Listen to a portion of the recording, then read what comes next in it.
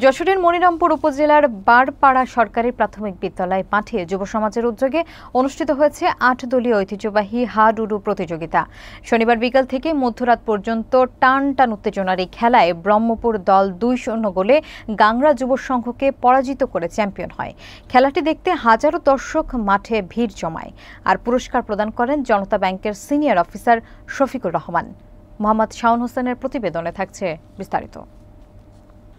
যশোরের মনিরামপুর উপজেলার ঢাকুরিয়া ইউনিয়নের বারপাড়া সরকারি প্রাথমিক বিদ্যালয় মাঠে শনিবার বিকেল থেকে মধ্যরাত পর্যন্ত উৎসব মুখর পরিবেশে অনুষ্ঠিত হয় ৮ দলীয় ঐতিহ্যবাহী হাডুডু খেলা। বারপাড়া গ্রামের যুব সমাজের আয়োজনে এ প্রতিযোগিতায় এলাকার বিভিন্ন গ্রামের ৮টি দল অংশ নেয়। দর্শকদের উত্তেজনায় মুখর ফাইনাল খেলায় ব্রহ্মপুর দলের অধিনায়ক ওবায়দুল্লাহর নেতৃত্বে দলটি ২-০ গোলে গাংড়া যুব সংঘকে পরাজিত করে বিজয়ী হয়। খেলা পরিচালনা করেন অভিজ্ঞ রেফারি আব্দুল ওহাব।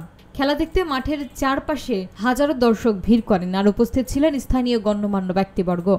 খেলা শেষে আয়োজকরা বিজয়ী ও রানার্স আপ দলের হাতে পুরস্কার তুলে দেন। অনুষ্ঠানের সভাপতি এবং যশোর জনতা ব্যাংকের সিনিয়র অফিসার শফিকুর রহমান বিজয়ী ব্রহ্মপুর দলকে ১০,০০০ টাকা এবং রানার্স আপ গাংড়া যুব সংঘকে ৭,০০০ টাকা পুরস্কার প্রদান করেন। তিনি বলেন, এ ধরনের আয়োজন যুব সমাজকে মাদক ও অপরাধ থেকে দূরে রাখবে এবং গ্রামীণ ঐতিহ্য সংরক্ষণে ভূমিকা রাখবে। খেলাটি শেষে বিজয়ীদের মাঝে উল্লাস ছড়িয়ে পড়ে। মাদক থেকে দূরে রাখার জন্য প্রতি বছরের ন্যায় এবছরও আমাদের বারপাড়া সরকারি প্রাথমিক বিদ্যালয়ের মাঠে ৮ দলীয় হাডুডু টুর্নামেন্টের আয়োজন করা হয়েছিল।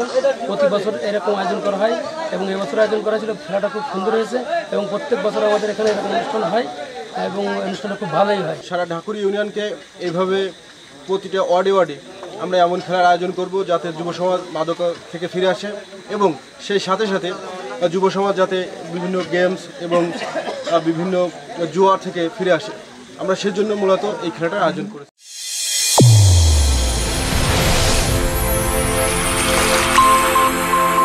চ্যানেল A1 হৃদয়ের স্পন্দন।